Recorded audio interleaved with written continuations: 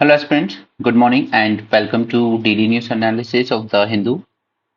Today the date is 17th April, so let's get started. First is about 29 Maoists shot dead at Kanker in Chhattisgarh. Okay, now the news is not important because ये तो repetitive है, होता रहता है. But the thing is कि इस पूरे issue को समझना और मेंस 450 प्लस में हमने नक्सलिज्म पे पूरा सेशन किया हुआ है, राइट? तो वहां पर हमने ये सब किया हुआ है पहले. गवर्नमेंट ने इसके लिए अलग अलग जो प्रोग्राम्स भी चला रखे हैं उसके बारे में भी हमने बात की थी. फिलहाल हम आगे चलते हैं. Supreme Court oppose returning to ballot paper ballot saying EVMs are accurate. Now see the thing is, अगर आपने पुरानी हिंदी मूवीज देखी होंगी तो आपने उसमें देखा होगा कि बैलेट सिस्टम जो थे उसमें ज्यादा प्रॉब्लम्स थे, राइट?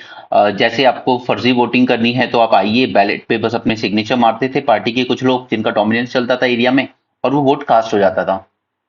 इसको काउंटर करने के लिए ईवीएम में लाया गया सिस्टम कि आपका 1 मिनट में, ठीक, एक लिमिटेड नंबर ऑफ वोट्स ही डाले जा सकते हैं, राइट? ऐसा नहीं है कि जब पेपर पे आपको ठप्पा लगाना होता था तो आप 1 मिनट में भी कई पेपर पे ठप्पा मार के उसमें डाल देते थे, इनके जो गुंडे हुआ करते थे, जैसा कि आपने मूवीज में देखा होगा. फिर यहाँ पे ईवीएम में एक सिस्टम रखा गया कि 1 मिनट में एक फिक्स नंबर ऑफ वोट्स ही डाले जा सकते हैं, राइट? आप अगर आप उसको कुछ करने की कोशिश भी करो गलत तो आप वो बटन नहीं दबा सकते बार बार कि वोट कास्ट होता जाए, उसमें फिक्स की गई है लिमिट. ऑलराइट, उसी तरीके से तो यहीं पे कोर्ट ने कहा है कि हम लोग की एज 60+ ईयर्स है एंड वी हैव सीन कि बैलेट के टाइम पर कितना करप्शन और धांधली होती थी. So Supreme Court on Tuesday disagreed with the idea of return to paper ballot to restore the little man's confidence in the electoral process. Says machines give absolutely accurate result in unless human bias. अब इन्होंने ये जो word use किया है कि जब तक उसमें ह्यूमन बायस ना हो ये एक्यूरेट रिजल्ट ही देती हैं. अब इसमें एक बात समझिएगा कि जिस तरह के कुछ वीडियो सर्कुलेट हुए थे उसमें देखा गया कि आप कोई दूसरी पार्टी का दबा रहे हो बटन लेकिन बीजेपी को वोट जा रहा है, देन यू सी कि 5% की इनएक्यूरेसी होती है, इसलिए हम लोग इलेक्शन से पहले टेस्ट करते हैं. बट कभी ये रिवर्स नहीं देखा गया कि बीजेपी को दबाया और दूसरे को जा रहा है. ओके, बाकी ये स्टैंड अलोन मशीन है तो इसमें ऐसा कुछ नहीं है कि हैकिंग की जा सकती है. सिर्फ अगर कुछ किया जा सकता है तो इसको रिप्लेस किया जा सकता है. एंड अगेन यूपी के ही मुजफ्फरपुर से एक ड्यूटी लगी थी जिनकी, दैट वाज अ लेडी. आप अगर उनका वीडियो देखेंगे यूट्यूब पे तो आपको मिल जाएगा. She was a constable in CRPF. उन्होंने कहा था कि हमें 5 बजे यहाँ से बाहर कर दिया गया और हमारे सामने बाहर से दूसरी मशीनें लाई गई और यहाँ से एक मशीनें गई हैं तो रिप्लेस की जा रही हैं. तो ये तो फिर ह्यूमन एरर की बात आ गई है कि अगर ह्यूमन ही बायस्ड हो जाए तो फिर उसमें मशीन की गलती नहीं है, राइट? सो सुप्रीम कोर्ट ने कम से फिलहाल एक चीज तो कह दी है, ये जस्टिस खन्ना है और ये उन्हीं के बेटे हैं, जस्टिस एचआर खन्ना, ठीक है, जिन्होंने इंदिरा गांधी के टाइम पर सरकार के सपोर्ट में चले गए थे और इन पे एलिगेशन लगे थे ऐसे कि ये प्रेशर में आ गए थे गवर्नमेंट के. अगेन ये केस भी फाइल किया है एसोसिएशन ऑफ डेमोक्रेटिक रिफॉर्म्स में. इनका कहना है कि वोटर का फंडामेंटल राइट है कि उसे इंफॉर्मेशन रहे कि उसका वोट कहाँ गया है, क्योंकि मशीन पे वोट दबाने के बाद आपको पता नहीं चलता है. तो फिर इसी के लिए सुब्रमण्यम स्वामी केस चला था. उसके बाद कोर्ट ने 2013 में जजमेंट दिया कि वीवीपैट मशीन यूज कीजिए, ठीक है, और वो भी 100% मशीन के साथ. यानी कि यहाँ पर एक अलग से मशीन लगाई जाती है, उसमें एक स्क्रीन होती है, उस पर 7 सेकेंड्स तक आपको डिस्प्ले होगा कि आपने किस सिंबल को वोट दिया है. बट यहाँ पर 2017 में गवर्नमेंट ने एक चीज की कि ये जो मशीन पे जो मिरर लगा होता था ये पहले ट्रांसपेरेंट था, एकदम व्हाइट मिरर, इसको ब्लैक मिरर कर दिया गया. जैसे वो ब्लैक फिल्म होती है ना कारों पे लगी रहती है, उस टाइप का मिरर लगा दिया गया इन 2017. तब से लोगों के दिमाग में और ज्यादा डाउट आया कि आगे 2017 में ये चेंज करने की जरूरत क्या थी. Okay, that is one thing. तो यहाँ पर अब तीन ही सजेशन है कि कैसे इस चीज को इंप्रूव किया जाए. तो पहला तो है कि वापस हम पेपर बैलेट की तरफ जाएं.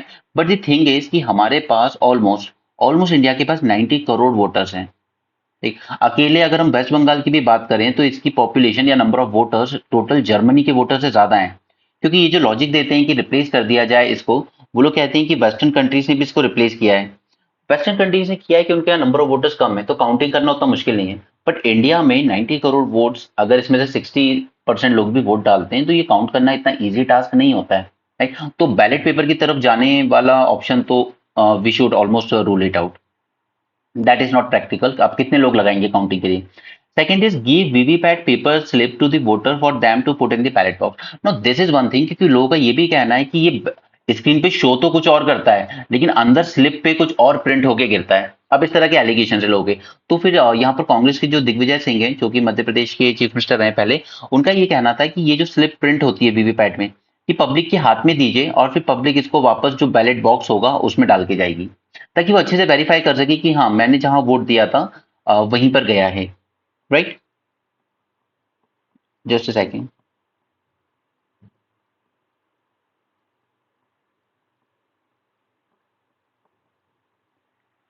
And then third option is to make VVPAT screens transparent. Now see, this I was talking about कि ये स्क्रीन को बेवजह 2017 में इसको ब्लैक कर दिया गया, इसका कोई सेंस नहीं दिखता। तो इस स्क्रीन को फिर से ट्रांसपेरेंट ग्लास किया जाए rather than the opaque one. Right? So this seems to be the most feasible option. Right. अब एक और रिकमेंडेशन याद रखिएगा जो इलेक्शन कमीशन ने डिमांड किया था कि हमें टोटलाइजर मशीन चाहिए। टोटलाइजर मशीन्स क्या होती है, ये कभी आपसे फ्यूचर रिफॉर्म्स पूछे जाएं कि और क्या इंप्रूव किया जा सकता है इलेक्शन में, तो ये बहुत जरूरी है। जैसे ये कॉन्स्टिट्यूएंसी है, इसमें जगह जगह पर अलग अलग बूथ लगे होंगे, आपके सबके घरों के आसपास लगाए जाते हैं 1 किलोमीटर 2 किलोमीटर के डिस्टेंस में। नाउ ये मैंने पहले भी समझाया। अब सोचिए कि ये जो एरिया है ये मुस्लिम डोमिनेटेड है, just for example Muslim dominated. ये एरिया जो है ये थोड़ा सा दलित पॉपुलेशन डोमिनेटेड है। राइट। और ये बाकी के चलिए हम मान लेते हैं कि ओबीसी जनरल इनका डोमिनेशन है यहाँ पे इस एरिया में। नाउ अब थिंग इज कि इस मशीन की काउंटिंग अलग होगी, इसकी अलग होगी, हर एक की अलग अलग होगी। अब इसमें प्रॉब्लम क्या होती है कि सपोज कि यहाँ पर कोई एक पर्सन एमएलए बना, वो जीत के आया, लेकिन मशीन की जब काउंटिंग हो रही थी तो उसने देखा कि इस एरिया से मुझे वोट नहीं मिले हैं ज्यादा, इस एरिया से मुझे वोट नहीं मिले ज्यादा। अब कल को अगर सिटी में वाटर शॉर्टेज जैसा इशू होता है तो वो क्या इंश्योर करेगा एमएलए कि इस एरिया में मत देना, यहाँ से मुझे वोट नहीं आते, इस एरिया में भी मत देना, मुझे ज्यादा वोट नहीं आते, लेकिन इन एरियाज में इंश्योर कीजिए कि यहाँ पर वाटर सप्लाई टाइमली पहुंचे। इस तरह का डिस्क्रिमिनेशन हमें उसमें देखने को मिलता है। तो यहाँ पे इलेक्शन कमीशन ने कहा था कि हमें एक टोटलाइजर मशीन प्रोवाइड कीजिए जिसमें हम ये पूरे 6 बूथ से आई हुई मशीनों को डालेंगे अंदर और फिर सिंगल काउंटिंग होकर वोट निकल के आएगा हमारे पास। ठीक है, कि कौन विनर है कौन लूजर है, ताकि ये बूथ वाइज काउंटिंग ना करनी पड़े। इससे क्या है, इंटिमिडेशन के चांसेस बढ़ जाते हैं, कल को इनको बैकफायर कर सकता है जीतने वाला इंसान। क्लियर। तो ये totaliser machine this is one reform जिसकी जरूरत है। अब यहाँ पर 9 इयर्स हो चुके हैं जब ग्रीन पैनल ने कहा था कि एनजीटी ने कि आप यमुना प्लेन को डिमार्केट कीजिए कि यमुना का प्लेन कहाँ तक है, क्योंकि लोगों ने क्या किया है, प्लेन पे टेम्पल्स भी बना लिए हैं और इसके अक्रॉस ही उन्होंने उन्होंने अपने घर भी बना लिए। ठीक है, स्पेशली जो माइग्रेंट पॉपुलेशन होती है, स्लम्स वगैरह में अगर जगह नहीं मिलती तो फ्लड प्लेन के अराउंड ही आ जाती है कि यहाँ से पानी तो रिसीव किया गया है। खासकर दिल्ली में भी ज्यादा हुआ था जब पानी फ्लड आया था, तो फ्लड प्लेन पे रह रहे लोगों को फिर वहां से शिफ्ट किया गया था। बट यमुना फ्लड प्लेन आज तक डिमार्केट नहीं किया गया है। ओके, तो ऐसा नहीं है कि ये नदियां जो हैं गंगा यमुना इनको क्लियर नहीं किया जा सकता। द थिंग इज कि वो पॉलिटिकल विल ही नहीं है, सिर्फ इसके नाम पर करोड़ों अरबों रुपया खा लिया जाता है और भूल दिया जाता है। And it's true for every government. ठीक है, कोई भी गवर्नमेंट आई हो, दिल्ली में, यूपी में, सबका यही रहा है। गंगा क्लीन के नाम पे पैसे तो बहुत आए, फंड आया है, लेकिन कभी उस पर ठीक से हुआ नहीं। नाउ नो सी, ये मैं आपको बार बार एम्फेसाइज करता हूँ कि आप अपना वोट देने जा रहे हो, इन इश्यूज को ध्यान दो। ये आपकी पर्सनल लाइफ से मैटर करता है। आप उन इश्यूज, वो नेशनल इश्यूज हैं, वो कोई भी गवर्नमेंट होगी ना वो नेशनल इश्यूज को हमेशा सीरियसली ही लेती है। पहले भी जो गवर्नमेंट रही है, चाहे पाकिस्तान का इशू हो, चाइना का हो, कश्मीर का हो, सबको सीरियसली लिया है, तभी देश हमारा सर्वाइव कर रहा है। तो ये जो आज खुद हमारे प्राइम मिनिस्टर ये प्रोपेगेंडा चलाते हैं कि नहीं पुरानी सरकारों ने कुछ नहीं किया, बस मैंने ही किया आके, तो इस तरह की चीजों में नहीं आना है। आप ये देखिए कि इनइक्वालिटी कितनी ज्यादा बढ़ रही है। 1% पॉपुलेशन 40% वेल्थ होल्ड कर रही है हमारे यहाँ। 1% पॉपुलेशन ये हर साल जनरेट होने वाली 27% इनकम को डिमार्केट कर रही है अपने पास। अब ऐसा नहीं है यार कि मेहनत सिर्फ यही लोग कर रहे हैं, दूसरे नहीं कर रहे हैं। द थिंग इज कि इलेक्ट्रल बॉन्ड का जो कंसेप्ट आया कि अगर आपको कॉन्ट्रैक्ट चाहिए गवर्नमेंट का तो लाइए फंडिंग दीजिए, पीछे से आपको कॉन्ट्रैक्ट मिल जाएगा। इसलिए रिच और ज्यादा रिच बन रहा है। ठीक है, पीएसयूज में जॉब जो थी वो ये इंश्योर करती थी कि चलिए हो सकता है कि कुछ लोग ज्यादा एफिशिएंट है, कुछ थोड़े से कम है। ठीक है, तो वो हिस्टोरिकल इशू है एससी एसटी वगैरह का। तो एटलीस्ट इनको जॉब्स मिले पीएसयू में। अगर हम पीएसयूज को तेजी से प्राइवेटाइज करते जाएंगे तो ट्रस्ट मी कि प्राइवेट सेक्टर में इन लोगों का जॉब मिलना इतना आसान नहीं होगा। Obviously they will be exist some people like the Meena community, वो अच्छी खासी हाईली एजुकेटेड है। ओके, टीना डाबी कनिष्क कटारिया जैसे लोग होंगे वो प्राइवेट सेक्टर में कॉम्पीट करेंगे, लेकिन हर बंदा कॉम्पीट नहीं कर पाएगा प्राइवेट सेक्टर में। इसलिए पीएसयूज खोले गए थे ताकि सिर्फ इकोनॉमी की नहीं बल्कि एक सोशल जस्टिस भी इंश्योर की जा सके। लेकिन इनका प्राइवेटाइजेशन जितनी तेजी से हो रहा है ये अल्टीमेटली हमारी सोशल इनइक्वालिटी को और ज्यादा बढ़ा देगा। ठीक है, तो एक तो हमें इस इनइक्वालिटी जो कि ऑल टाइम हाई पे चल रही है इस पे ध्यान देने की जरूरत है। दूसरा अनएम्प्लॉयमेंट पे, बहुत मैसिव अनएम्प्लॉयमेंट चल रहा है। इसका सबसे बड़ा रीजन है कि गवर्नमेंट ने आउटसोर्सिंग मॉडल फॉलो किया है। डायरेक्ट रिक्रूटमेंट नहीं करते हैं, अब ये लोग एक प्राइवेट एजेंसी को हायर करते हैं और उससे कहते हैं कि आप रिक्रूट कीजिए। दूसरा कि अगर गवर्नमेंट रिक्रूट भी कर रही है तो कॉन्ट्रैक्ट बेसिस पे कर रही है। आज आर्मी में जो अग्निवीर लाए हैं वो 4 साल के लिए कॉन्ट्रैक्ट ही है, बस आपका 4 साल का कॉन्ट्रैक्ट है, उसके बाद हम 25% को रिटेन करेंगे, बाकी को घर भेज देंगे। राइट, टीचिंग में जो संविदा भर्ती है वो कॉन्ट्रैक्ट बेसिस पर ही है। आप टेम्पररी टीचर हो, परमानेंट नहीं हो, आप आज हो कल नहीं, डजेंट मैटर। सिमिलरली गर्ल्स के लिए मैंने आपको बताया सबसे ज्यादा जॉब्स आती थी बैंकिंग सेक्टर में, लेकिन आपने उसको प्राइवेटाइज करते करते आपने नंबर ऑफ जॉब्स बहुत ज्यादा डिक्लाइन कर दिए। ओके, और गर्ल्स के लिए हमेशा हर फैमिली ये सपोर्ट नहीं करती कि आप कॉर्पोरेट्स में जाइए, हर फैमिली नहीं करती, at least most of the middle class family. क्योंकि और कईयों का तो ये मानना है क्या आप 15-20 हजार की नौकरी करने जाओगे प्राइवेट में, हम अपनी बेटियों को नहीं भेजेंगे। That is a mind set in India, no without any doubt. लेकिन टीचिंग एंड बैंकिंग जॉब ऐसा था, टीचिंग एंड बैंकिंग जॉब ऐसा था जहां पर लड़कियां ज्यादा सेफ फील करती थी, उनके लिए वो फिक्स आवर का जो टाइम होता था, कोई एक्स्ट्रा बर्डन कैरी नहीं करना। तो लेकिन वो गवर्नमेंट ने बहुत तेजी से रिड्यूस किए। देन 1/3 ऑफ दी जो रिटायरमेंट होगा उसको हम लोग फिल नहीं करेंगे, ये भी गवर्नमेंट पॉलिसी लेके आई, जिसकी वजह से अनएम्प्लॉयमेंट तेजी से बढ़ा। इसके अलावा आपने पूरा फोकस किया कि हम गिग इकोनॉमी को ज्यादा बूस्ट करेंगे। तो ये जो ऑन डिमांड जॉब्स हैं, आपकी डिलीवरी बॉय हो या इस टाइप की जो जॉब्स है, इनमें ज्यादा एम्प्लॉयमेंट हुआ, बट इनको आप जॉब्स नहीं कह सकते एग्जैक्टली exactly, क्योंकि कुछ there is a different difference between job and जिसको आप कहते हो कि एक लाइवलीहुड अर्न करना। लाइवलीहुड तो आप ठेला लगा के भी अर्न कर लोगे, बट दैट डजंट मीन कि गवर्नमेंट का ये काम है। Next is inflation. इन्फ्लेशन का सबसे इंपॉर्टेंट रोल था कि जिस तेजी से आपने टैक्सेस बढ़ाए, और मैंने जब आपको जीडीपी कैलकुलेशन पढ़ाया, मैंने आपने उसको उसमें मैंने आपको बताया है कि आप ग्रॉस वैल्यू एडिट यानी कि जो एडिशन हुआ है उसमें अगर आप इनडायरेक्ट टैक्सेस लगाइए और माइनस सब्सिडीज कीजिए तो आपकी जीडीपी जो होगी वो बड़ी हुई दिखेगी। नाउ द थिंग इज कि ग्रॉस वैल्यू एडिट ये ज्यादा इकोनॉमी में हुआ नहीं, लेकिन इनडायरेक्ट टैक्सेस बहुत ज्यादा बढ़ा दिए गए। फॉर एग्जांपल पेट्रोल पे आपका बढ़ा दिया गया फ्रॉम 9 to 27 रुपीज, डीजल पे फ्रॉम 3 to 32 रुपीज। अगर आप इस लेवल के इनडायरेक्ट टैक्स बढ़ा दोगे तो सब्सिडीज आप कम किए जा रहे हो in the name of efficiency.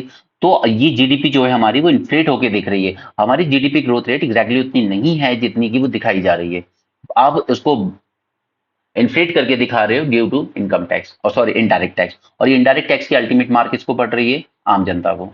Okay, अब कल भी मैंने आपसे कहा था कि आज ये कहना कि 400 रुपए की चीज 400 की थोड़ी मिलेगी 10 साल बाद, वो 4000 की भी मिलेगी, एक 1200 की भी मिलेगी। तो अगर यहाँ पे आपका 3 टाइम इंक्रीज हो रहा है तो हमें एक्सेप्टेबल है, बट जो लोगों की रियल इनकम है उसमें क्या इंप्रूवमेंट देखने को मिला उसकी भी तो बात कीजिए। दोनों को जब आप बराबर से बात करोगे तब आपको समझ में आएगा एग्जैक्टली कि लोगों की लाइवलीहुड बेटर हुई है या खराब हुई है।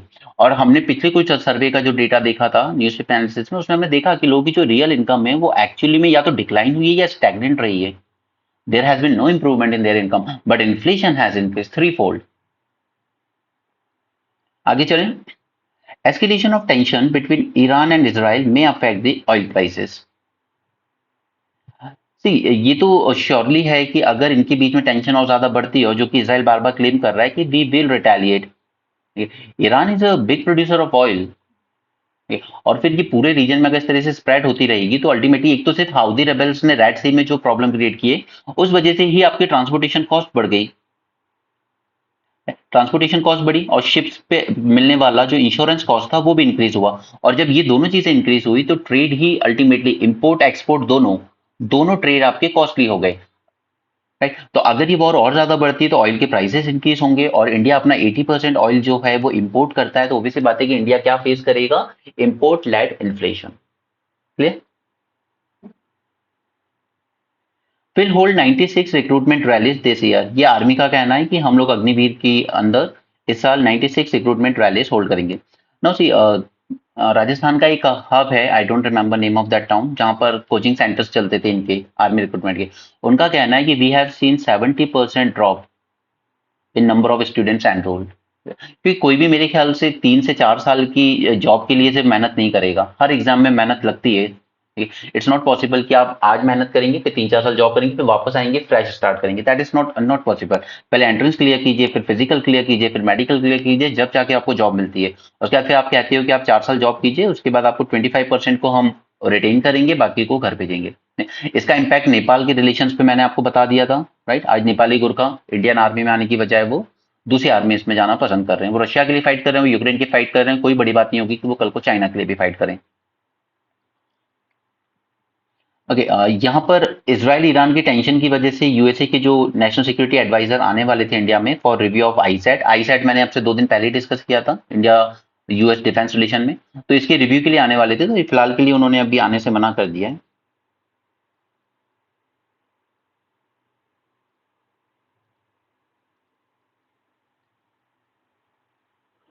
Let's go ahead. ये कल रिजल्ट आए जॉब्स के, इसके यूपीएससी के। नो सी, इस साल मैंने आपसे कहा था कि इस बार सी सेट जिस तरह का आया था ना, उसने एक चीज इंश्योर कर दी थी। फर्स्ट थिंग इज कि यहाँ पे अधिकतर जो बच्चे गए वो सी सेट की दम पे गए। कई बच्चे जिनका जीएस अच्छा था, जो मेंस के लिए शायद तैयार थे, वो यहाँ पे बाहर हो गए। इसके बाद जो सी सेट क्लियर कर गए उनमें भी जो सीनियर एस्पिरेंट्स थे, ठीक, वो काफी एडवांटेज पे थे। और इस बार मेंस के जिस तरह के पेपर आए थे कुछ ज्यादा ही इजी आए थे, ऑलमोस्ट मेजोरिटी एनसीईआरटी बेस्ड या फिर simple current affair application based. ठीक है, तो इस बार ये एक्सपेक्टेड था कि फर्स्ट थिंग इज कि आपको इंजीनियरिंग बैकग्राउंड के स्टूडेंट्स का डोमिनेंस ज्यादा देखने को मिलेगा। एंड सेकंड थिंग इज कि जो लोग क्लियर भी कर गए उसमें जो सीनियर एस्पिरेंट्स हैं उनके लिए ये चीजें ज्यादा इजी है compare to the fresher aspirant. और इसीलिए इस बार रिजल्ट आप जो देखेंगे उसमें जो ऑलरेडी जिनके थर्ड फोर्थ फिफ्थ अटेम्प्ट हैं वो बच्चे ज्यादा हैं।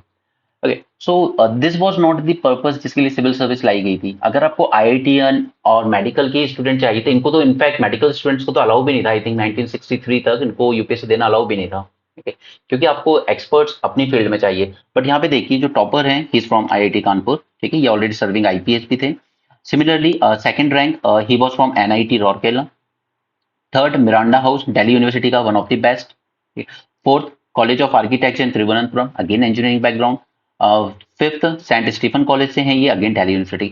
सो आपको dominance even hi fi colleges का ही दिख रहा है, बट आपको एग्जैक्टली इनको भेजना था इनकी एक्सपर्ट फील्ड में, बट आप उनको कहाँ अट्रैक्ट करके ले आए, यूपीएससी की तरफ। अब नो, यूपीएससी ये होने की वजह एक तो देखिए सीसैट एक बिग फैक्टर है, और इसीलिए इसकी डिमांड हमेशा की जाती है कि आप इसको रिमूव कीजिए। बट उसके बाद भी यूपीएससी ने कहा कि हम इसको बहुत लीनियंट लेवल पे रख रहे हैं, जस्ट आपको पासिंग मार्क्स ही चाहिए और इतना टफ नहीं होगा। बट इस बार 23 में जितना टफ पूछा गया, बच्चों ने विद प्रूफ दिखाया कि ये आईआईटी की जो एग्जाम्स हैं पहले के और कैट लेवल के एग्जाम्स के पीवाईक्यूज को एज इट इज ही डाल दिया गया एग्जाम में, बिना इवन डिजिट चेंज किए हुए। ओके, एंड कॉम्प्रीहेंशन भी जो थे वो काफी टफ थे। टफ इन द सेंस कि उनके जो ऑप्शंस थे, जो आंसर्स थे, वो काफी क्लोज थे। ओके, और कॉम्प्रीहेंशन में हमेशा आप नहीं डिसाइड कर सकते कि एग्जैक्ट आंसर बेस्ट आंसर कौन सा होगा इसमें से, वो यूपीएससी जो मान ले वही बेस्ट आंसर हो जाता है। सो जो लेवल प्लेइंग फील्ड थी उसे कहीं ना कहीं यूपीएससी ने डिस्टर्ब किया है अपने सिलेबस के मॉडिफिकेशन पे।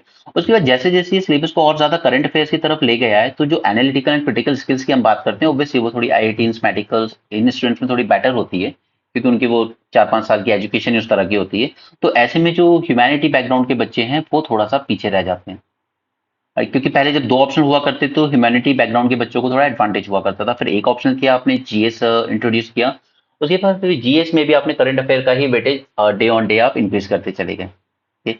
तो ये इस बार आपको पैटर्न दिखेगा कि जिनके मल्टीपल अटेम्प्ट्स हो चुके थे ऐसे बच्चों का डोमिनेंस ज्यादा है। वो जो 2018 वाला बैच था, Kanishka Kataria, Srishti Deshmukh, Akshat Jain, these were the students जिनके एकदम फ्रेश अटेम्प्ट थे। ओके, लेकिन इस बार सी सैट ने ये सारा खेल वहीं खराब कर दिया था। काफी जेन्युइन एस्पिरेंट्स थे जो शायद अच्छा परफॉर्म कर सकते थे मेंस में, वो बाहर हो गए थे वहीं।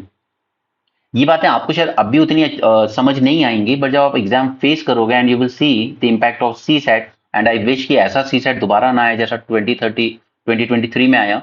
बट अगर आप उस टाइम देखोगे, वो एग्जाम हॉल में जो चीज रियलाइज होती है ना, वो बाहर घर पे बैठ के पेपर देखने से रियलाइज नहीं होती है, टफ था, इजी था, या वट। ओके,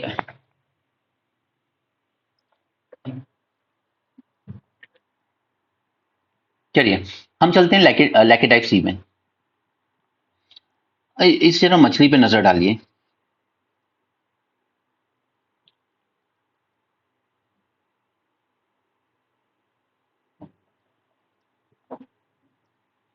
यहाँ पे इनको तीन स्पीशीज मिले हैं. All the three species use the live और dead coral structures as anvils to break the hard shells of sea urchins so they could get the edible bit inside. Now see, sea urchins के बारे में जानते हैं पहले थोड़ा सा, उसके बाद हम इस टॉपिक पे वापस आएंगे. Right. These small urchins, these are important agent of reef erosion, and they dig deep burrows into the structure of reef, weakening its overall framework, and they are abundant in Kavaratti. ठीक है, जो लक्षद्वीप का Kavaratti island है उसके बाद.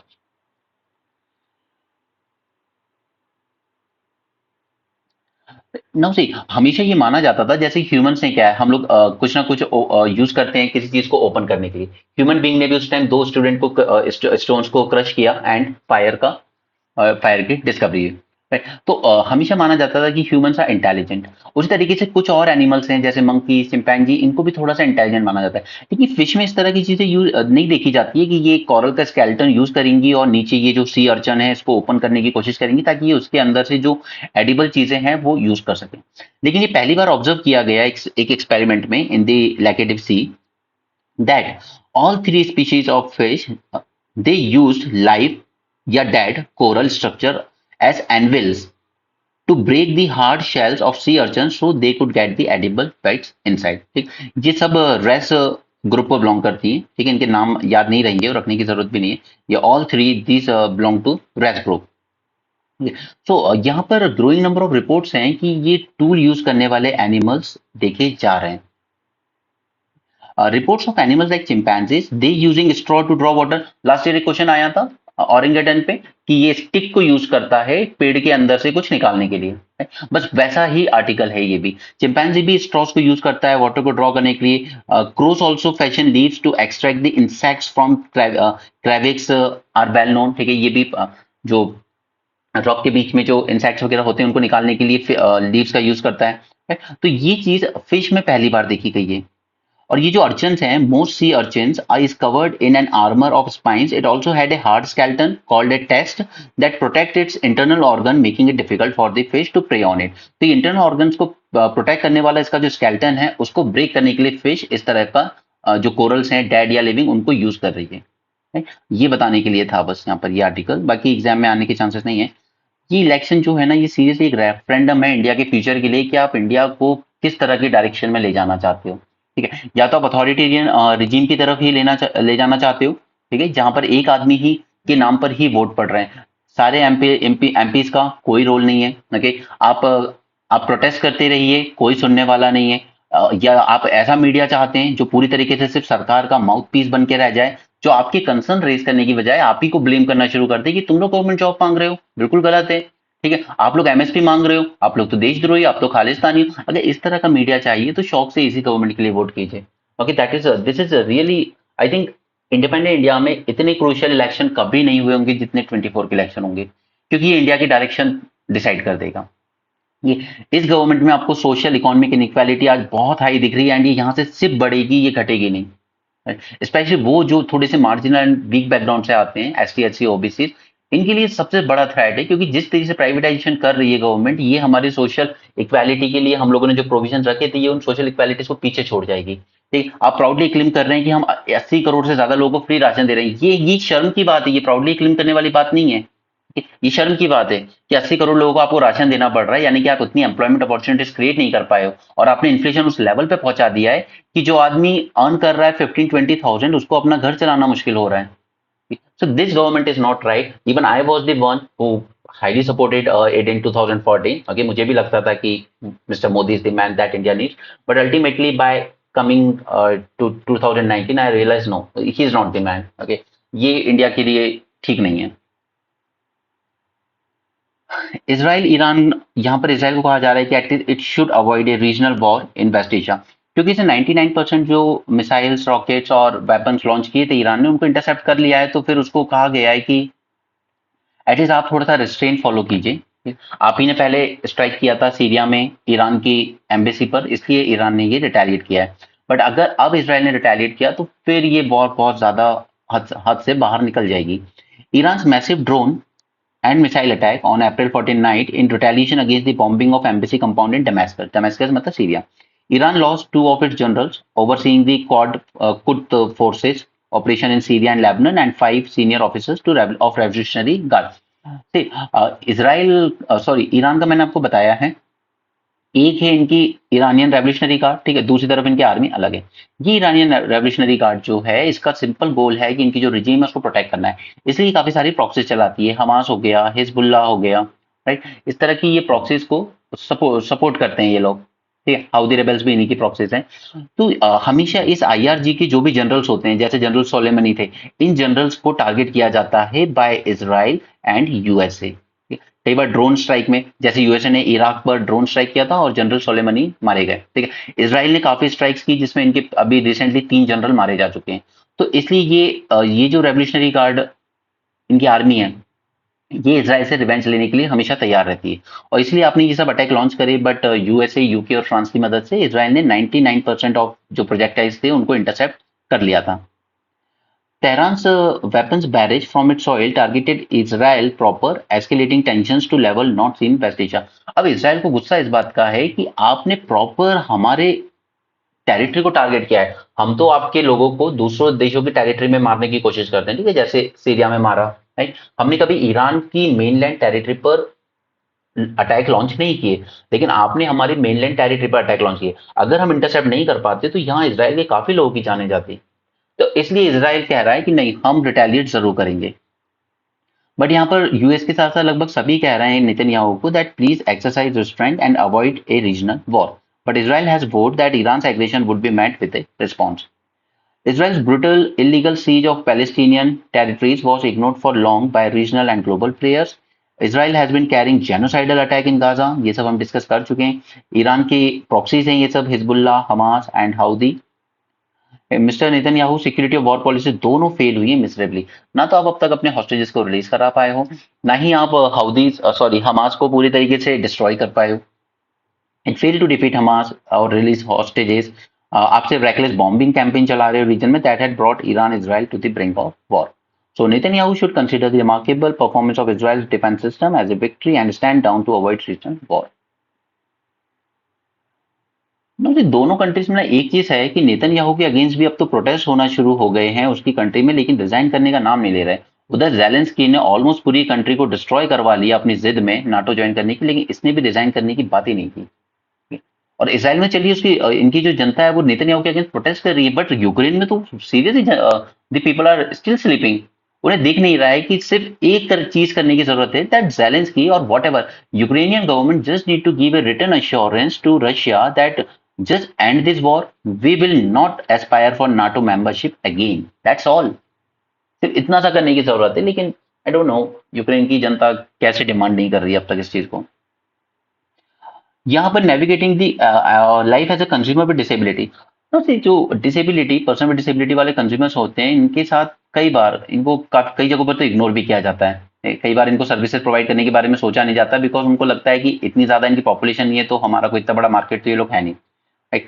लेकिन disability से related आप 2 एक्ट जरूर पढ़ेंगे, मैंने पहले कराए हैं बट अगेन मैं आज दोबारा नहीं लूंगा उनको।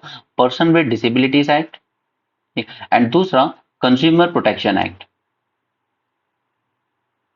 ये दोनों एक्ट आप रिवाइज कर लीजिएगा आज, ये जरूरी है। ये चीजें जब आप करंट अफेयर के साथ साथ ही करते रहोगे, आप प्रीलिम्स हो मेंस हो, आप उसके लिए बिल्कुल तैयार रहोगे पूरी तरीके से।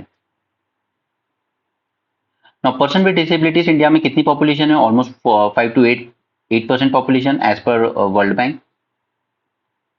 कुछ लीगल रिफॉर्म्स किए हमने, okay. They are empowered by the laws that safeguard their right and interest as a consumer. Right of person with disabilities act 2016, इसको आप खुद से रिवाइज कर लेंगे, मैं करा चुका हूं पहले। Including right to equality, accessibility, reasonable accommodation etcetera.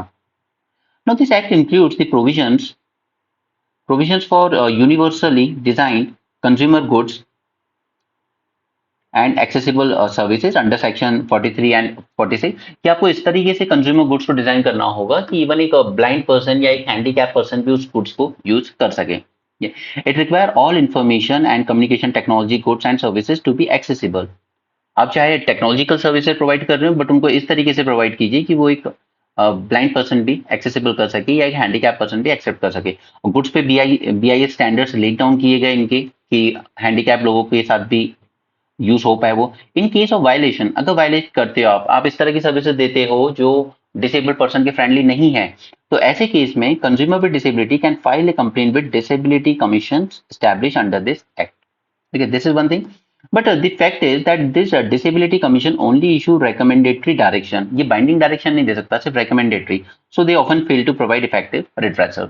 अब जैसे आपने कॉलेज में एडमिशन तो दे दिया एक हैंडीकैप बच्चे को, ठीक है, जो डिसेबल है, बट आपका कॉलेज का इंफ्रास्ट्रक्चर इस तरीके का नहीं है कि वो किसी और की मदद के बिना अपनी क्लासरूम तक पहुंच पाए। जैसे कुछ बड़े कॉलेज होते हैं वहां पे थोड़ा सा एक प्लेटफॉर्म पे बनाई जाती है क्लासरूम, तो वो सीढ़ियों के थ्रू जाना पड़ रहा है, वो कैसे जाएगा व्हील चेयर पे सीढ़ियों पे, या तो कोई उसकी मदद करेगा फिर, राइट। तो ऐसे में वो फिर जाकर डिसेबिलिटी कमीशन में अपना केस फाइल कर सकता है कि मैंने जिस कॉलेज में एडमिशन लिया है वहां पर इस तरह की फैसिलिटीज ही नहीं है कि मैं एक्सेस एक्सेस कर पाऊं सर्विसेज को। Another Avenue is consumer protection act. ये आया था 2019 में। It details various consumer rights but also empower consumer commissions to impose penalties and award compensation against consumer complaints. ठीक है? जैसे इनएक्सेसिबिलिटी इन सिनेमा हॉल, ठीक, यहाँ पर एक केस आया था तो फिर कोर्ट ने एग्जामिन किया था तो 1 लाख रुपए कंपेंसेशन दिया गया पर्सन को। Similarly consumer protection authority has strong enforcement and compliance mechanism. Now it is crucial to raise awareness about the existing rights and resources available to consumer with disabilities. अभी तो यहाँ पर आप सिर्फ ये 2 एक्ट पढ़ लीजिए अभी। बाकी जब मैं आपको प्रीलिम्स के बाद मेंस रिवीजन सीरीज दोबारा स्टार्ट करूंगा एंड साथ में ब्रेनस्टॉर्मिंग सेशन जब कराऊंगा, तब मैं इस टॉपिक को मेंस पॉइंट ऑफ व्यू से पूरा कवर करूंगा, ठीक है, डिसेबिलिटी से रिलेटेड जैसा भी क्वेश्चन आने की पॉसिबिलिटी होगी। सो अभी अब हम लोग प्रीलिम्स मोड में हैं, तो मैं कुछ चीजें अवॉइड कर रहा हूँ, बाकी जो एक्ट मैं ऑलरेडी आपको पहले करवा चुका हूँ उनको बार बार रिपीट करना is not good thing. Again now आप देख लीजिए, हाँ, इंडिया में एम्प्लॉयमेंट अपॉर्चुनिटी वर्स हुई है, see this red line. Similarly employment opportunities जो इंप्रूव हुई है थोड़ी, ठीक है, लेकिन ये जो भी इंप्रूवमेंट हुआ है ना, रिमेंबर रेलवे क्लेम करता है कि हमने पिछले 10 साल में जो यूपीए गवर्नमेंट ने, मनमोहन सिंह गवर्नमेंट ने जॉब दी थी उससे ज्यादा जॉब दी है। But at the same time railway आपको ये नहीं बताता कि उन लोगों ने जो जॉब दी थी वो परमानेंट जॉब्स थी, फुल टाइम जॉब्स थी, जबकि हमने जो दी है ये कॉन्ट्रैक्ट बेस्ड जॉब्स हैं। These are contract based jobs, आज है कल नहीं होंगी। Reform needed in voting process, एक तो मैंने आपको बता दिया टोटलाइजर मशीन चाहिए हमें। ईवीएम के बारे में कुछ फैक्ट्स याद रखिए, पिछले साल प्रेसिडेंट पे एक क्वेश्चन आया था, वो इसी तरह का आया था इन डेप्थ, तो हमें यहाँ पर इसके बारे में भी जानना चाहिए। यहाँ पे पेटिशन फाइल हुई है कि 100% क्रॉस वेरिफिकेशन कीजिए आप वीवीपैट स्लिप्स का, तो ये तो पॉसिबल नहीं है, ठीक है, ये बहुत टाइम कंज्यूमिंग होगा, ये 6 से 7 दिन लेट रिजल्ट आएगा फिर आपका, ओके, तो वो तो पॉसिबल नहीं है, बहुत मैन पावर लगेगी। नाउ रिमेंबर फर्स्ट इलेक्शन कब हुई थी इंडिया में? 1952 में, और सेकंड 57 में। यहाँ पर सेपरेट बॉक्स प्लेस किए जाते थे हर कैंडिडेट के, सपोज कि 4 कैंडिडेट खड़े हैं तो 4 बॉक्सेस खड़े किए जाएंगे, ये पहले 2 इलेक्शन में, और आपको सिर्फ प्लेन पेपर दे दिया जाएगा, ठीक है, जो बैलेट पेपर होगा एकदम प्लेन होगा। आप जिस बॉक्स में डालना है आप उसमें डाल दिए, सपोज आपने यहाँ डाल दिया, ठीक है, कोई और आया उसे यहाँ डाल दिया, ठीक है, फिर सारे बॉक्सेस खोल के बस स्लिप गिनी जाएंगी कितने पेपर आए हैं, ब्लैंक पेपर है बिल्कुल, ठीक है, कितने पेपर किस बॉक्स में गए हैं, उस हिसाब से रिजल्ट डिक्लेयर किया जाता था। ये फर्स्ट 2 इलेक्शंस की बात थी, राइट, क्योंकि सिर्फ बॉक्स पे हम सिंबल बना देते थे कि ये सिंबल है कांग्रेस का, ये सिंबल है जो भी पार्टी थी उस टाइम, ओके, और वहां पर जितने भी ब्लैंक पेपर डाले जाएंगे, ब्लैंक बैलेट पेपर, वो हो जाएगा, ठीक। थर्ड इलेक्शन में आकर हमने ऐसा अरेंजमेंट किया कि बैलेट पेपर पर ही नेम होगा कैंडिडेट का और उसका सिंबल होगा, ओके, और वहां पे आके वोटर सिर्फ स्टैंप लगाएगा और बॉक्स में डाल देगा, यानी कि अब यहाँ पे बॉक्स सिर्फ एक ही रह गया, अब बैलेट पेपर पर ही सिंबल हो गया, वहां पे आपको अपना स्टैंप लगाना है और उसी बॉक्स में डाल देना है, फिर इसी एक बॉक्स को खोलकर काउंट किया जाएगा कि सिंबल को कितने वोट गए। फाइनली ईवीएम इंट्रोड्यूस की गई on the trial basis. Now this is important, okay, UPSC इस तरह की चीजें पूछा है पहले भी और दोबारा पूछेगा। EVM introduce on A trial basis in 1982 assembly constituency of Kerala, ठीक है, यहाँ पर एक कॉन्स्टिट्यूएंसी पे ट्रायल किया गया 1982 में, ओके, इंदिरा जी के टाइम, और फिर इसको सभी बूथ पे ट्राई किया गया in Tamil Nadu, Kerala and Puducherry and West Bengal के असेंबली इलेक्शन 2001। तो सेंट्रल लेवल पे अभी भी यूज नहीं हो रहा लोकसभा इलेक्शन में, स्टेट लेवल पे यूज हुआ 2001 में 4 स्टेट्स में, तमिलनाडु, वेस्ट बंगाल, केरल, पुडुचेरी, ठीक है, और फर्स्ट ट्रायल कॉन्स्टिट्यूएंसी लेवल पे हुआ था, पूरे स्टेट में नहीं, सिर्फ एक कॉन्स्टिट्यूएंसी में, वो हुआ था 1982 में परावूर, केरल में, ठीक है। सुप्रीम कोर्ट के कई जजमेंट ने अपहेल्ड किया कि हाँ ईवीएम सही है, कोई दिक्कत नहीं, और 2004 के जनरल इलेक्शन में ईवीएम यूज की गई इन ऑल 543 कॉन्स्टिट्यूएंसीज, ऑलराइट, याद रहेगा 2004 में जब अटल बिहारी जी हारे और मनमोहन सिंह जी प्रधानमंत्री बने, तब फर्स्ट टाइम यूज की गई ये पूरे लोकसभा इलेक्शन में। तो सुब्रमण्यम स्वामी जी ने केस फाइल किया कि ये फुल प्रूफ नहीं है, बट 2013 में सुप्रीम कोर्ट ने कहा कि देखिए मशीन से तो हम पीछे नहीं जाएंगे, वापस से हम बैलेट की तरफ नहीं जाएंगे, बट हम साथ में एक पेपर ट्रायल रिक्वायरमेंट लगा देते हैं 100% वीवीपैट कॉन्स्टिट्यूएंसी, सभी कॉन्स्टिट्यूएंसी में वीवीपैट मशीन लगाई जाएगी ताकि इंसान वोट डालने के बाद स्क्रीन पे देख सके कि मेरा वोट किस पार्टी को गया है। ओके, इंटरनेशनल प्रैक्टिस का हवाला दिया जाता है कि हमें भी हटा देना चाहिए ईवीएम, सभी कंट्रीज ने हटाई है, तो उनकी पॉपुलेशन कम है, उनका जो वोटर बेस है वो काफी कम है। काफी वेस्टर्न डेमोक्रेसीज ने डिसकंटिन्यू कर दिया था पेपर बैलेट के साथ। For example Netherland and US discontinued the use of EVM. Germany it declared the use of EVM in elections as unconstitutional in 2009। Brazil अभी भी यूज करता है, पाकिस्तान यूज नहीं करता, बांग्लादेश ने यूज किया था लेकिन वापस से वो पेपर बैलेट की तरफ ही चला गया। तो इसलिए कहा जाता है कि जब ये कंट्रीज यूज नहीं करें तो फिर हम क्यों कर रहे हैं। Okay, now what are the features of EVM. First, EVM ने इरेडिकेट की वो बूथ कैप्चरिंग वाली प्रैक्टिसेस जो आपने पुरानी हिंदी फिल्मों में दी है। देखिए, ये गुंडे आ जाते थे, बूथ को कैप्चर कर लेते थे, अंदर ठप्पा लगा के स्टैंप लगा के वोटिंग कर देते थे, तो जनता वापस घर से भेज देते थे। राइट, हमने देखा है ये सब। राइट, तो इसने बूथ कैप्चरिंग को पहले तो अलाउ किया, क्योंकि यहाँ पर rate of vote casting to 4 votes a minute, 1 minute में सिर्फ 4 ही वोट पड़ सकते हैं। अब सोचिए कोई बूथ कैप्चर कर भी ले तो 1 मिनट में सिर्फ 4 ही बार दबा पाएगा, कब तक वोट करेगा ऐसे तो। Right, rate of vote casting to 4 votes a minute and thus significantly increasing the time required for stuffing false vote. Second, invalid votes. अब जो बैलेट पेपर होते थे, बैलेट पेपर पे सपोज कि आपने जैसे आज आप ओएमआर में अगर 2 गोले भर दिए आपने तो आपका आंसर क्या हो जाता है, इनवैलिड।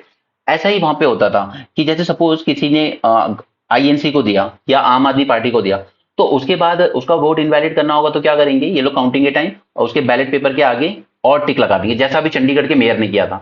ठीक है, तो ऐसे में क्या हो जाता है, आपका वोट इनवैलिड हो जाता है। तो इस इनवैलिड वोट वाली जो प्रैक्टिस थी इसको भी एलिमिनेट किया। ठीक है, तो ये 2 फायदे हुए ईवीएम आने से।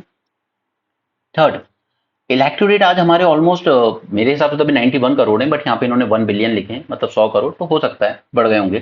ठीक है, 100 करोड़ वोटर हैं, तो use of EVM is eco friendly, क्योंकि आप कितने पेपर्स यूज करेंगे, बैलेट पेपर कितने सारे पेपर्स यूज करने पड़ेंगे। और दूसरा एडमिनिस्ट्रेटिव कन्वीनियंस है, fourth point is administrative convenience, counting थोड़ी सी ईजी हो जाती है, fast as well as error free. ठीक है, तो और यहाँ पर इंटीग्रिटी की जब बात आती है तो उसको अपहोल्ड करने के लिए भी मैकेनिज्म लाया गया वीवीपैट का, कि आप देख लीजिए आपने जहां बटन दबाया वोट आपका वहीं गया है।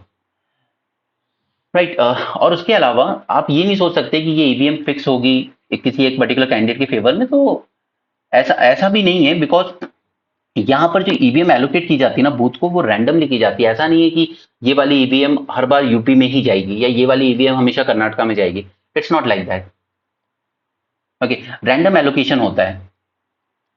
Now, it conduct a mock poll to display the correctness of EVM and VVPAT. एक दिन पहले सभी पार्टी के रिप्रेजेंटेटिव्स को बुलाया जाता है एंड कंडक्ट करके दिखाया जाता है कि ये मशीन सही फंक्शन कर रही है या नहीं कर रही है। Next is the serial number of EVMs along with total votes polled shared with agents of candidate to verify same at the time of counting. Now, आपकी हर मशीन पे एक सीरियल नंबर होता है। जब आज वोटिंग हो रही है तो आज शाम को आपको बता दिया जाएगा हर पार्टी के रिप्रेजेंटेटिव को, ये सीरियल नंबर है इस मशीन का, इस बूथ का। ठीक है, और इस पर इतने नंबर ऑफ वोट्स डाले गए, ताकि काउंटिंग के दिन ये ना हो कि यार उस मशीन पे तो इतने वोट पड़े थे, फिर काउंटिंग में इतने ज्यादा कैसे आ रहे हैं। बट ये एलिगेशंस लगे, ये लास्ट ईयर अभी जब एमपी छत्तीसगढ़ में चुनाव हुए थे, तब एमपी में कई जगह एलिगेशन लगे कि इतने तो नंबर ऑफ वोट्स ही नहीं डाले गए थे इस बूथ पर जितने की मशीन में काउंट किए जा रहे हैं। ये ऐसे एलिगेशंस लगे थे। नेक्स्ट इज, एक एलिगेशन आता है कि ये हैक हो सकती है, बट देखिए इलेक्शन कमीशन कहता है कि जैसे एक कैलकुलेटर होता है ना, वैसे ये एक स्टैंड अलोन डिवाइस है, इसको हैकिंग नहीं की जा सकती इंटरनेट वगैरह के थ्रू। ठीक है, उसके बाद भी हम वीवीपैट स्लिप काउंट करते हैं, बट सिर्फ 5 मशीन्स काउंट की जाती है पर असेंबली कॉन्स्टिट्यूएंसी। एक कॉन्स्टिट्यूएंसी में कई बूथ बनाए जाएंगे, तो उसमें कोई से भी रैंडमली 5 सेलेक्ट किए जाएंगे और उन्हीं को काउंट किया जाएगा। तो वैसी बात है कि ये तो नहीं है, तो ये लोग डिमांड कर रहे हैं कि 100% मैचिंग कीजिए, बट ये थोड़ा अनसाइंटिफिक है, कंबरसम प्रोसेस हो जाएगा और आप 90 करोड़ वोटर्स को किस वीवीपैट स्लिप्स को ऐसे काउंट नहीं कर सकते। In case of even a single error the VVPAT slip should be counted fully for concern reason. अब ये इनका एक रिकमेंडेशन है कि अगर अगर आप ऐसा कीजिए कि आप एक कॉन्स्टिट्यूंसी को रीजन में डिवाइड कर दीजिए, सॉरी स्टेट को, पूरे स्टेट को रीजन में डिवाइड कर लीजिए। ठीक है, और फिर आप एक एक रीजन पे जरूर चेक करके देख लीजिए वीवीपैट, अगर अगर यहां पर इनएक्यूरेसी आती है, ठीक है, कि अगर एक कॉन्स्टिट्यूएंसी में भी इनकंसिस्टेंसी आई है, तो फिर आपको पूरे रीजन को काउंट करना पड़ेगा वीवीपैट से, ठीक है। अगर एरर आ रहा है तो कीजिए। और दूसरा टोटलाइजर मशीन, ये मैंने आपको समझा ही दिया है कि हमें ये इंप्रूव करने की जरूरत है। ओके, चलिए नेक्स्ट इज, ये टॉपिक मैंने आपके साथ डिस्कस किया था और थोड़े दिन पहले प्रीलिम्स रिवीजन सीरीज में भी मैंने इसकी बात की थी कि इंडिया ने सॉवरिन ग्रीन बॉन्ड इशू किए और उसमें एफआईआईस को भी अलाउ किया गया है।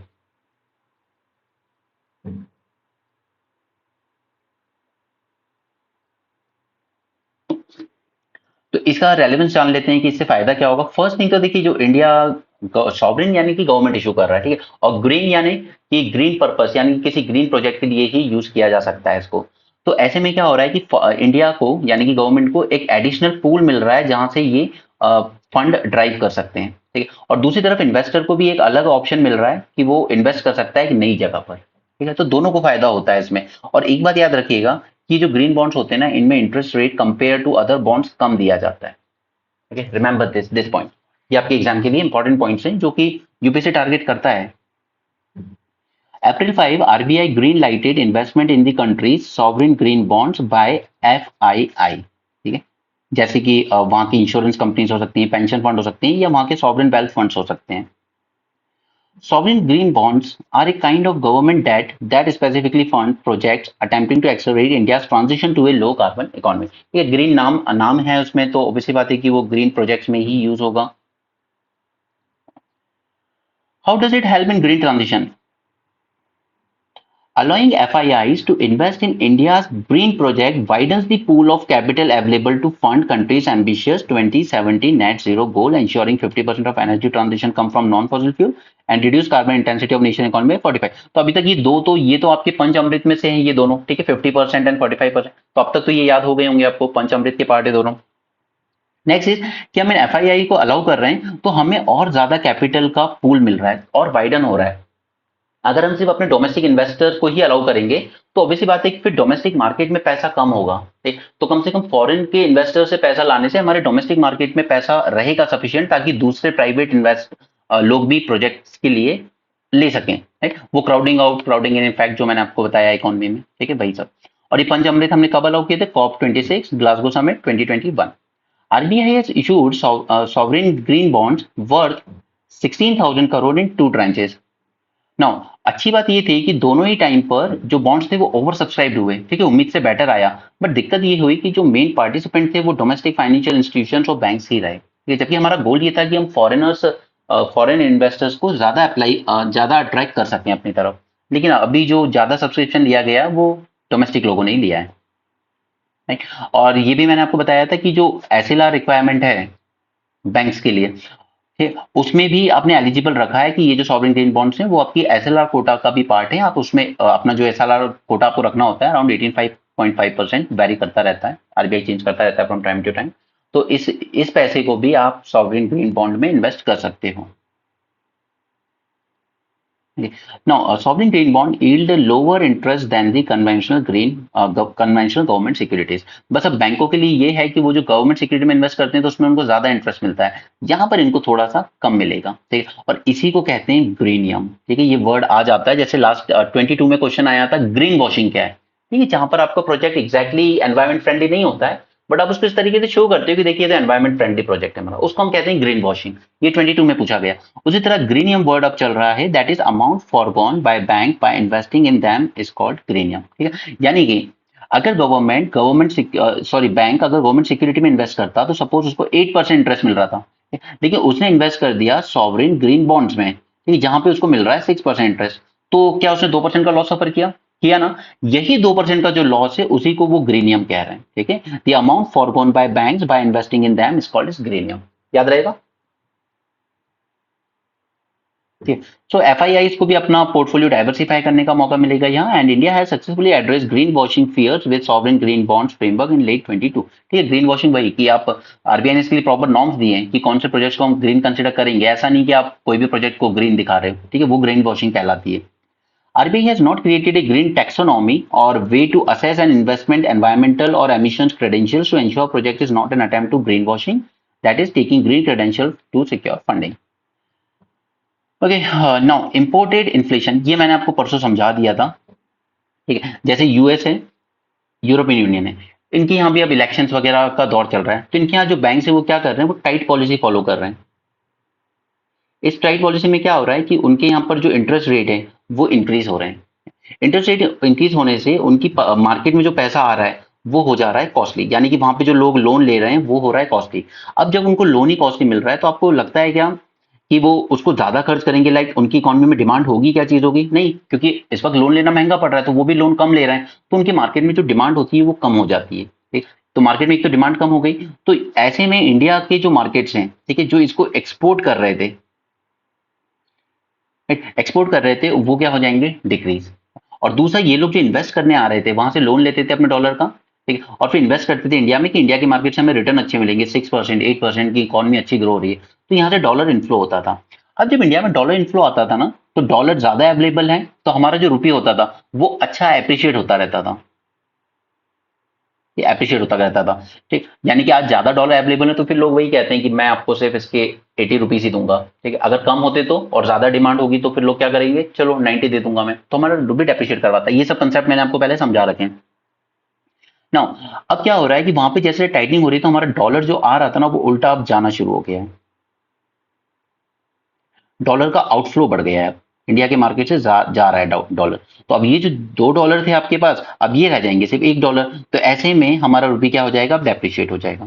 ठीक, जैसे आप भी डॉलर लेने गए, मैं भी डॉलर लेने गया, लेकिन मार्केट में एक ही डॉलर अवेलेबल है, तो फिर हम लोग बोलने लगेंगे चलो आई विल पे 85, ठीक है, you will say I will pay 90, I will say I will pay 95। Okay, तो इस सब वजह से क्या होगा, हमारा रुपये और डेप्रिशिएट करने लगेगा। अब रुपये डेप्रिशिएट जब करता है तो ये सारे कंसेप्ट मैंने आपको समझाया, ऐसे में एक्सपोर्टर्स को तो फायदा होता है, ठीक, लेकिन इंपोर्टर्स को होता है नुकसान। ठीक है, इंपोर्टर्स को लॉस होता है। और क्योंकि इंडिया इंपोर्ट ज्यादा करता है, एक्सपोर्ट कम करता है, तो इंडिया में ओवरऑल क्या हो जाता है, हमारा जो ट्रेड डेफिसिट होता है वो और ज्यादा वाइडन हो जाता है। राइट, तो इस वजह से फिर हम जितना भी इंपोर्ट करेंगे वर्ल्ड ओवर से, वो इंपोर्ट हमें क्या होगा? कॉस्टली पड़ेगा, और इसी को हम लोग कहते हैं इंपोर्ट लेड इन्फ्लेशन। तो फिर हम लोग जो भी चीज इंपोर्ट करते जाएंगे उससे हमें इन्फ्लेशन आता जाएगा। और सिमिलरली अब हमारी इकोनॉमी में जो भी प्रोडक्शन हम करेंगे, चाहे वो हम इलेक्ट्रिसिटी प्रोड्यूस करें, ठीक है, गैस या कोल के थ्रू, कोल भी हम ऑस्ट्रेलिया से लेते हैं, गैस वगैरह हम कतर एंड कुवैत से लेते हैं, राइट, तो ये इलेक्ट्रिसिटी प्रोडक्शन क्या हो जाएगा? कॉस्टली। तो अल्टीमेटली कंज्यूमर को इलेक्ट्रिसिटी कंजम्पशन क्या होगा? कॉस्टली। ठीक है, अब ऑयल अगर हमें कॉस्टली आ रहा है, वहां से इंपोर्ट कर रहे हैं, हमारा रुपये डेप्रिशिएट हो चुका है, हमें ऑयल कॉस्टली पड़ रहा है, तो अल्टीमेटली क्या होगा? पेट्रोल प्रोडक्ट, पेट्रोल, डीजल, ये सब क्या हो जाएगा? कॉस्टली। गैस की जरूरत पड़ती है फर्टिलाइजर बनाने में, तो फर्टिलाइजर भी क्या हो जाएंगे? कॉस्टली। और जब फर्टिलाइजर ही कॉस्ट हो गया तो फार्मर की इनपुट कॉस्ट भी बढ़ गई, तो अल्टीमेटली आपके पूरे जो फूड और क्रॉप वगैरह जो होंगे वो क्या हो जाएंगे? कॉस्टली। तो ये सब कहलाता है हमारा import led inflation. Okay, I hope आपको ये कंसेप्ट समझ में आया हो।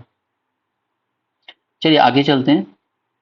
Farm sector can grow over 6% in financial year 25 on good monsoon. तो इस बार कहा तो गया है कि गुड गुड मानसून रहेगा, सो आई होप कि ये ठीक रहे। बट दी थिंग इज कि आपको मैंने समझाया है कि एलनिनो का रहता भी है, लेकिन अगर आईओडी पॉजिटिव हो जाए और एमजे ऑस्ट्रेलेशन का जो ऊपर जाने वाला आर्म है वो इंडियन कॉन्टिनेंट पे हो, तो इंडिया के लिए एलनिनो का इम्पैक्ट उतना ज्यादा फील नहीं होता। राइट,